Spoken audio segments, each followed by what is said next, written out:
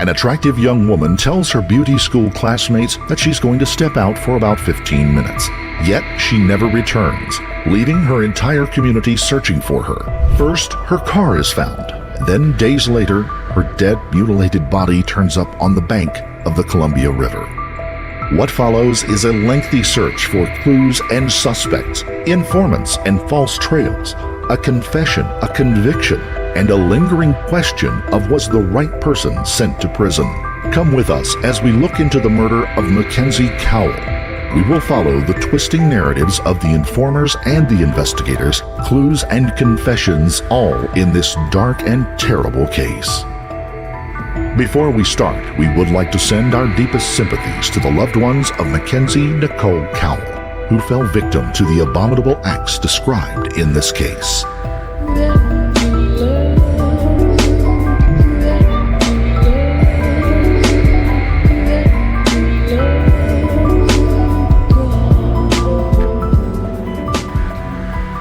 It was a chilly, breezy February afternoon when 17-year-old Mackenzie Cowell decided to take a break from her studies and work at the Academy of Hair Design. She told her friends she just needed 15 minutes and took off, even asking one before she left if she had to sign out of class because she was going to be gone for such a short period of time. Leaving, she went down an alley, up a short set of steps, and into a nearby parking lot. Unhurried, she walks across the lot, climbs into her 1999 Pontiac Grand Prix, and pulls out just a few moments later. Even though there were many cars and trucks in the lot, she was the only person there. Minutes later, she would send a quick text to her boyfriend, Joaquin Villasano. He responds, and that was the last record anyone has of her as a living person. Family and friends described the tall, attractive woman as a model kid, vibrant, happy, dedicated to dance and building a future for herself. A senior at Wenatchee High School, she was just 2 months shy of her 18th birthday. A member of the school's Applettes dance team, she also enjoyed modeling and had hoped to become a beautician. She didn't return to the Academy of Hair Design that afternoon, but it didn't raise any red flags. Perhaps she had something else to do or had a change in her plans. She did have a dinner date with her father, Reed Cowell, scheduled for that evening. It was a regular occurrence for the two to have dinner together and then watch movies on Wednesday evenings. When her normal arrival time of 5 p.m. rolled around and she hadn't gotten home, her dad started calling her phone. Always reliable and punctual, this was completely out of Mackenzie's normal pattern. Her father's first call went straight to voicemail. He later said the first message he left was a simple check-in message. The second was an "I'm worried, give me a call" message. He kept calling and still got no replies, not even a text. Anger over her not answering quickly turned to worry. After she missed her 8 p.m. curfew, he contacted the local police and explained that his daughter had not come home and was nowhere to be found. Around the community, police officers and deputies began searching for her. She wasn't with her boyfriend. She hadn't stopped in at her mother's house. Her friends hadn't seen her, and she had never returned to the school. Then Reed Cowell received a phone call, not from Mackenzie, but from a police officer. The officer had been called to check on a red Pontiac like hers sitting on a lonely road about 5 miles south of town. A license plate check showed that the vehicle had been registered in Reed's name. It was Mackenzie's car. There was no sign of Mackenzie, although her purse was still in the vehicle. Even though her purse was there, they could not find her cell phone, debit card, or keys. The car had been abandoned along a road in Pitcher Canyon, an area known as Squilchuck. The area was lightly populated and would not have been one of Mackenzie's normal travel routes. The search suddenly went from "be on the lookout" to a desperate race to find the young woman, hopefully before something tragic happened. Neighboring cities and counties put their forces to work on the search as well. A helicopter was dispatched to the area to search where her car had been found. Investigators sealed off the area, and experts began examining the car for any clues. A single set of footprints was found near the car, but they were too indistinct to give any idea who they might have belonged to, Mackenzie or someone else. The FBI was brought in immediately to assist on the case. The Wenatchee area and Chelan County, Washington isn't an area made for easy searches. Located in central Washington state, Chelan County is located on the eastern foothills of the rugged Cascade Mountain Range. Fed by the Columbia and Wenatchee rivers, the area is known for its agriculture and is often called the apple capital of the world. A long and beautiful valley strewn across the region with small cities such as Wenatchee and the surrounding communities are separated by massive orchards and a wilderness area. Everyone was on the lookout for the 5'8", 110-pound brunette, last seen wearing her black uniform from the Academy of Beauty. Pleas for her return were broadcast on local and regional news, and volunteers searched everywhere. Her friends and family were distraught. Then, on Saturday, February 13th, the announcement was made that Mackenzie's body had been found on the bank of the Columbia River. The place was known as the Crescent Bar, a sandbar in the river that was sometimes used as a party spot by local youngsters. The body, still clothed, was just 50 yards from an unoccupied home that was listed for sale at the time. Crescent Bar is nearly 20 miles by road away from Wenatchee. Police and forensic units flocked to the site and cordoned off the area. The young woman's body, it was judged, had been left at the site after she had been murdered. Nearby were found a number of black trash bags and some duct tape. A long serrated knife was still stuck in the woman's shoulder, and it appeared that it had been left there after an unsuccessful attempt to saw off her arm. An autopsy would show that Mackenzie had suffered a blunt force trauma to the head. She had been strangled and stabbed in the neck leading up to her death. Just when she had died and how long her body had been at the location were pieces of information that was never released to the public. A new tip leads investigators in Wenatchee to several people who may know what happened to 17-year-old Mackenzie Cowell. She was murdered in February, her body found along the shore of the Columbia River at Crescent Bar. Annie Bishop live in the newsroom with the latest on the developments. Under tips in the past 4 months, this is the second tip investigators have widely publicized. We're learning tonight that over the past week, investigators have been interviewing potential witnesses or people who possibly may have been involved in Mackenzie's murder. When 17-year-old Mackenzie Cowell was found murdered along the shore of the Columbia River, investigators, the Wenatchee community, and her parents vowed to find her killer. I really think that it is time for someone to step forward and help solve this case. I know that you out there know who did this, and it's important to my family for you to bring that person forward. Today, investigators released new information in her case, announcing they've been interviewing people who may know what happened. There are people that obviously have come up in our investigation. We're not going to call them person of interest yet. We are interested in what they know, whether they're witnesses or whether they were involved in her killing. But at this point, we just want to go talk to them. Mackenzie was last seen leaving beauty school in Wenatchee 4 months ago. She was found a few days later at Crescent Bar, strangled and beaten with a stab wound to the neck. Captain Doug Jones with the Cowell Homicide Task Force says they received a tip a few weeks ago that led them to a turnout above where her body was found. Investigators sent something to the state crime lab they found at the site, but won't say what. This same tip also led them to the people now in question. With the focus of the investigation narrowing in, they want to make it clear who they've ruled out. Mackenzie's family were quickly notified, and police immediately redoubled their efforts, asking the community for any leads they might have in the case. Over the coming weeks, the community would mourn the loss of Mackenzie. On the 25th of February, a memorial service at the Toyota Town Center was attended by more than 1,800 residents. There were a few memorial speeches about the young woman, a performance by the Applettes dance team that she had been a member of, and afterwards hundreds of pink and purple balloons were released in her honor. Over 800 tips on the case would come in, and investigators from all over the region began working as a task force to follow up on every lead. A $7,000 reward was offered for any information that might lead to finding Mackenzie's killer. Among the first persons of interest questioned was Mackenzie's boyfriend, Joaquin Villasanyo. Brought in for questioning, Villasanyo said that he had had a short text exchange with Mackenzie right around the time she left the academy, but had not heard from her after that. Her last message to him had been, "Hey, what's up?" Villasanyo agreed to take a polygraph test. Police said that while he did fail the test when asked if he knew what happened to the young woman, he was quickly ruled out as a suspect because his alibi was airtight on the day that she went missing.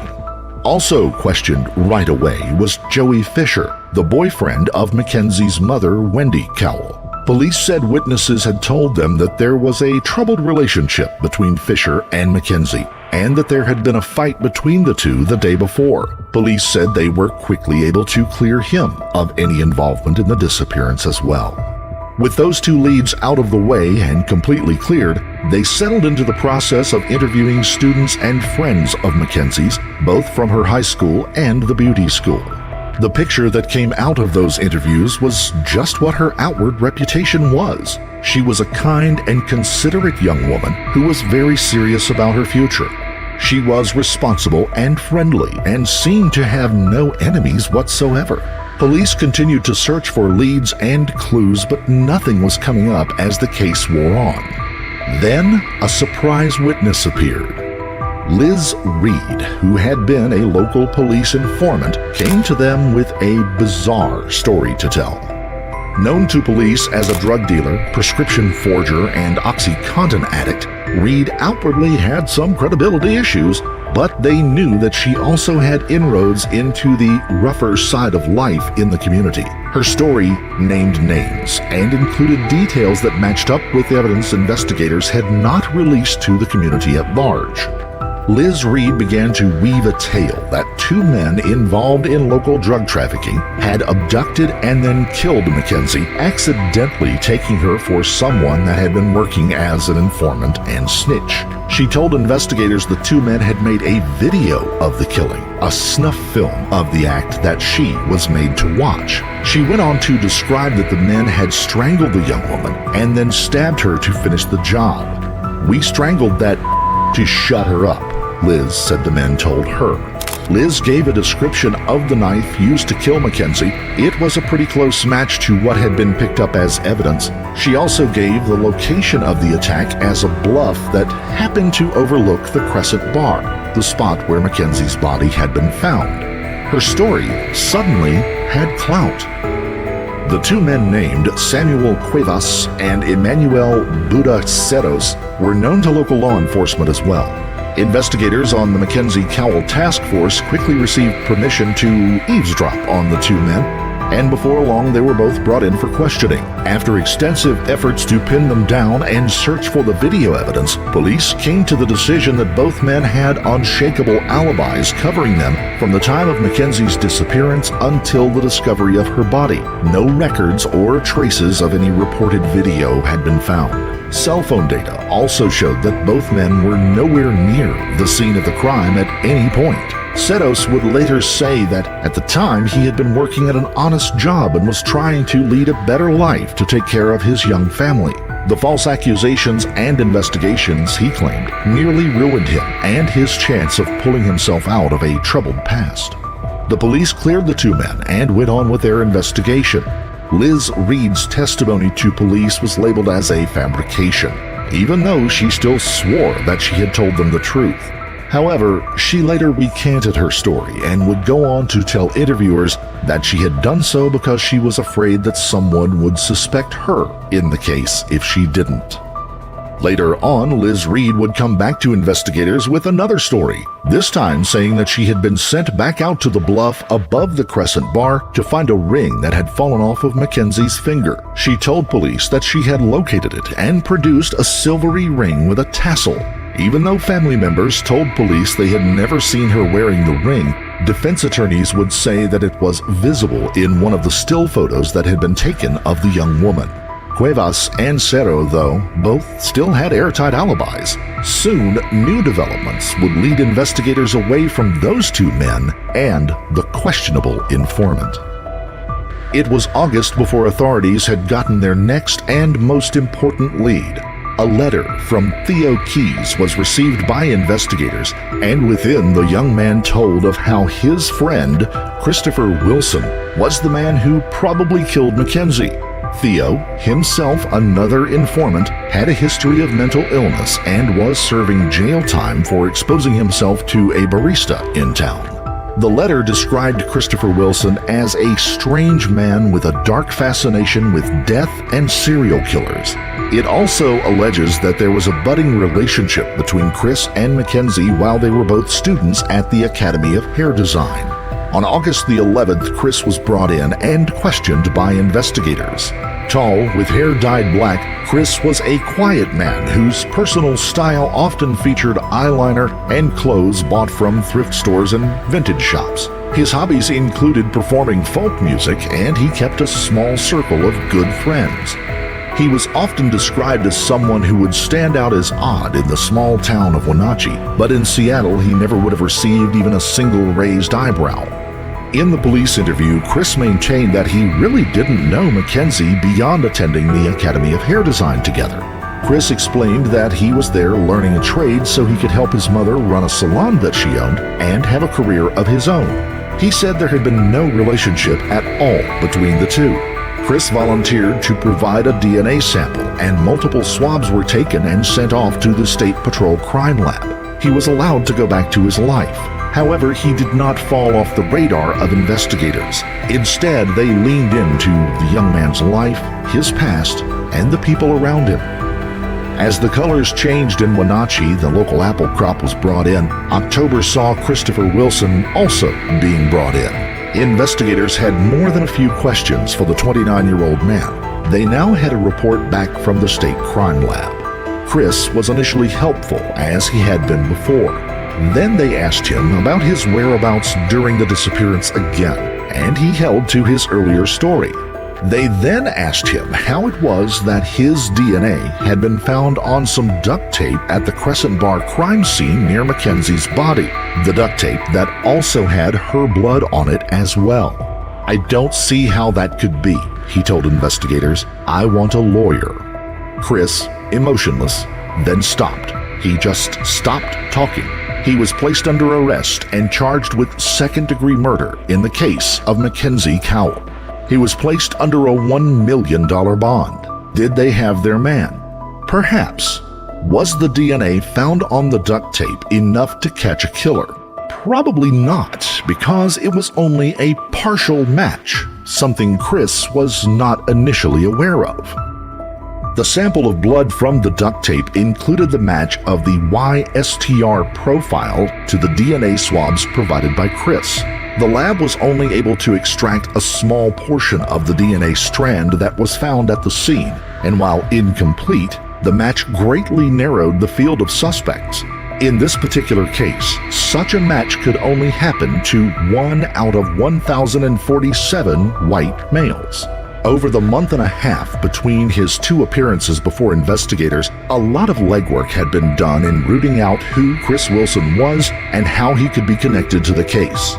They found the man's associates often brought up his fascination with serial killers, death, and his love of the television show Dexter, which ran from 2006 to 2013. It was the fictional story of a psychopathic killer who channeled his urges into hunting, stalking, and killing other psychopathic killers. Of particular note was the intensive care that Dexter took to protect his secret and to prevent any evidence from being created. There were long scenes of Dexter covering his kill room with plastic and then cleaning up afterwards. It would draw parallels to the evidence that they would find in this investigation. Chris also had a tattoo of Hannibal Lecter from the movie The Silence of the Lambs on his arm. Having a tattoo of a fictional serial killer and cannibal did little to convince investigators that Chris had no interest in this dark part of the criminal world. They learned that Chris had spent a few months working as an intern at the Telford Chapel in the Valley in East Wenatchee, a local funeral home. He had worked there, but had been let go. Friends and associates, though, said Chris had told them that he enjoyed cutting up the bodies there and had no problem working in the mortuary, feeling at home in the environment. The next evidence would come from the proximity of where Chris had lived in relation to the Academy of Hair Design. At the time of Mackenzie's disappearance, Chris rented a small place at the Burke Hill Apartments. It was just about 3 blocks away from the Academy. That location would become very important. Even though Chris had moved out of that apartment by the time of his arrest, police had a very compelling piece of evidence. Subpoenaed cell phone data from Verizon showed that Mackenzie's phone had both made and received transmissions between 3 and 3:42 p.m. on the day of her disappearance from that general location. Perhaps she had just been driving by or parked outside. But now the main suspect in the case just happened to be living at that very specific spot. They couldn't rule out that Mackenzie had not been in his apartment at the time. Police quickly moved to search Chris's old apartment. Even though the man had moved out and the place had been thoroughly cleaned, it was hoped that some evidence could be found. When forensic experts sprayed the main room with luminol, they were able to see a faint glow from a small patch of floor, a slightly discolored patch. Luminol reacts when it comes into contact with proteins in the blood, and here there was only the slightest trace on the carpet fibers. A small square of carpet was cut out and removed, revealing the padding underneath. The padding reacted as well, and there was much more than a trace of blood. Whatever cleaning efforts had been done to remove the blood from the carpet had not been thorough enough to knock out any blood that had soaked through. The blood from that sample, investigators learned from the State Patrol Crime Lab, did match Mackenzie Cowell's blood. They had just found their strongest piece of evidence in the case so far, one they felt had tied Chris to Mackenzie's disappearance and murder. Investigators also took a longer look at security videos from around the area of the Academy of Hair Design around the time that Mackenzie had left. In one set of footage, a man looking like Chris Wilson can be seen leaving from a different exit and walking north up the alley, the direction that would lead him heading towards home. The video timestamp showed that it was only 72 seconds after Mackenzie had left. Perhaps the two were meeting, no one can say for sure, but the timing was certainly curious. While phone records showed there had never been any calls or texts between Chris and Mackenzie, there were individuals at the school who said the two had begun talking lately, one even suggesting that Chris may have been attracted to the young woman. While these investigations were going on, two other people claiming to know Chris Wilson came and spoke to investigators with tales of the man that were worrisome. The first, Shauna Novak, said that she had been a friend of Chris's and that one evening at a party he had come up behind her and started to strangle her until she nearly passed out. He released her and then apologized, saying that he hadn't meant to hurt her. In light of everything, she now felt that he had intended to do her harm. Since the event happened before Mackenzie's disappearance, the idea that he may have been using the woman as a practice run became part of the profile they were building on Chris. The second woman had worked with Chris for a short time at a hotel. Investigators said that Chris had told a tale about strangling a guest to death at the hotel with a belt. They investigated the tip thoroughly but could find no evidence of anyone dying at the hotel during that time, much less anyone being murdered. While they did believe that the witness had been told such a tale, they did feel that perhaps it was Chris just spinning a story for his own entertainment or to scare the woman. Sifting through the mound of tips that had been received since Mackenzie's disappearance, investigators also found 3 separate reports of people seeing a man that roughly matched Chris Wilson's appearance walking down the road in Pitcher Canyon on the day that her car had been found there. Pieces of evidence were starting to pile up, and things got worse for Chris as investigators went through his computer for evidence. They did find searches about serial killers and posts on forums dedicated to the topic. While doing such research isn't illegal by any stretch, it did continue building a portrait of what could be a very disturbed and very disturbing young man. An old girlfriend of Chris's, Tessa Marie Schuleman, was brought in for questioning next. 2 videos found on her cell phone would become major evidence in the case. The first video, recorded on June 26, shows the two walking into Chris's apartment and then moving aside a coffee table. The camera focuses on a patch of carpet that has a large brown stain, something police said resembled old dried blood. The following video was taken 4 days later and was of Chris going around the apartment showing how clean it was prior to moving out in hopes of getting back his security deposit. The video pans around the apartment showing the bathroom and kitchen areas, then it scans the carpet. The camera zooms in on one particular patch on the floor and Chris can be heard asking, "Is it clean?" Tessa tells him yes, considering what happened. She does not, however, say what that event might have been. The slightly discolored patch on the floor just happened to be the same spot of carpet where investigators claim to have found Mackenzie's blood. Photos were also found on Chris's computer that showed Shuleman laying on the floor of the apartment as if she were dead. Her poses were made in the exact same spot as the stain as well. As weird as the images may have been, they didn't prove anything in particular. The spot and the cleaning of it would require an explanation, though. Chris would claim that a marijuana bong had tipped over on that spot, spilling discolored and smelly bong water.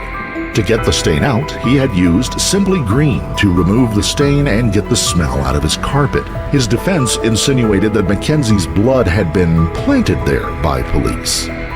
22-year-old Shuleman had certainly become a person of interest in the case. Phone records show that she and Chris had spoken to each other at 3:32 p.m. on the day of Mackenzie's disappearance. While it wasn't unusual for the two to call each other, they had been boyfriend and girlfriend at one time. The timing of that particular call on that day was. It was just a half hour after both Chris and Mackenzie had left the academy separately. It was also at a time when classes were still in session, classes that Chris should have been in.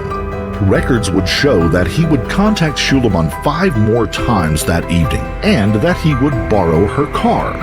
Chris, curiously, had a car of his own that was in working order. Why would he need to borrow a car on that particular night? Between the time of the event and his being brought in, Chris had sold his black 1991 Volkswagen, which was later found in a nearby city's impound lot. Phone records also showed that Tessa had called her current boyfriend around 9 p.m. on the night of the disappearance. She had apparently asked him to pray for her because something bad had happened. She and her boyfriend also just happened to live near the Crescent Bar. Shuleman would be later arrested and charged with rendering criminal assistance to Chris in the murder of Mackenzie Cowell. Her white 1991 Subaru Legacy was impounded and searched for evidence. Swabs were taken from stains within the car, a knife was found under the seat, and 3 Camel cigarette butts were removed and tested against DNA found on a cigarette butt near Mackenzie's body. The DNA testing of the swabs and the cigarette butts did not match any evidence that forensic experts had found at that point. With the physical and circumstantial evidence piling up, Christopher Wilson would be going on trial for the murder of Mackenzie Cowell. Prosecutors charged him with second-degree murder, putting together an argument that the two had left the academy separately to rendezvous secretly at his apartment. Perhaps it was a budding romance, perhaps it was a drug deal, or perhaps it was something else that brought them together at that place and time. They alleged that Chris had struck her, strangled her, and then stabbed her, but had prepared the scene to minimize any evidence. He then somehow moved her body to the Crescent Bar and abandoned her car along the Pitcher Canyon. Chris maintained that he was innocent and hired a famous defense attorney, John Henry Brown. He was retained to represent him in court. Brown, based out of Seattle, had a history of defending people like serial killer Ted Bundy and the barefoot bandit Colton Harris Moore. Brown also had history in the courtrooms of Wenatchee, having successfully defended a number of people accused of abuse in what became known as the Wenatchee Witch Hunt. The defense was to rest around the idea that police had planted the blood in Chris's old apartment, and if there had been a killing there as described, the bloodstains would have been much bigger than the small one that was found. Brown also argued for and got approval from the judge to introduce Liz Reed's testimony to the police, bringing back the possibility that the actual murderers were Cuevas and Ceros. An alibi from Chris's mother, Kathleen Sorens, was also brought in, stating that he had been with her during that afternoon picking up cupcakes for an upcoming event. Points were made by Brown and co-counsel Emma Scanlon that no smoking gun connecting Chris directly to the murder had been found. Prosecutors leaned on the mound of evidence gathered and offered Chris a plea bargain deal. If he would accept it, the charge of second-degree murder would be dropped to first-degree manslaughter with a sentence of 6.5 years. He refused and maintained his plea of not guilty to the original charges. A jury was surveyed and seated. Initial impressions were that Chris's innocence would be very hard to sell to the court. Another plea deal was offered, this time with a much heavier set of charges and a longer prison sentence. Under the advice from his attorney, Chris Wilson agreed to plead guilty to a count of first-degree manslaughter in the death of Mackenzie Cowell, first-degree robbery for the theft of her phone and debit card, and second-degree assault for the choking of Shauna Novak. He would serve a sentence of 14 years and 3 months in prison. He would also have to sign a document that he had done those crimes and attest to each of them in court. As the judge read out the charges in court, Chris Wilson responded that he had done them, slowly and thoughtfully. He would later claim that he did not do the actions and that his halting answers were because he didn't want to agree, but he had been left with no choice. Just under a year later, he attempted to file a motion that his guilty plea should be revoked. The motion was rejected. Throughout his imprisonment at the Chalum Bay Corrections Center, a medium-security prison in northwestern Washington state, Chris has maintained that he was innocent and railroaded into taking the plea deal. His sentence will end soon, however, in 2023, followed by a term of community-centered supervision. Charges against Schuleman were dropped, and before long she had legally changed her name and left the area. Was justice served? Did the actual killer of Mackenzie Cowell serve time for their actions? The state feels so. But there is an active group of Chris's friends, family, and associates that still maintain his innocence in the tragic event. If he was the actual murderer, then it could be argued that he got off lightly with the plea bargain. If he wasn't the murderer, however, an innocent man spent more than a decade behind bars for something he did not do, perhaps the victim of nothing more than being odd-looking, being a quiet guy in a community where he just didn't fit in. If you found this case compelling, don't forget to like the video. Comment down below your take on it, and please subscribe to the channel. We're on our way to 1 million. Also, hit that notification bell in order to stay up to date each time we reveal a new shocking case. Until next time, stay safe and keep your eyes peeled. You never know what's lurking in the shadows.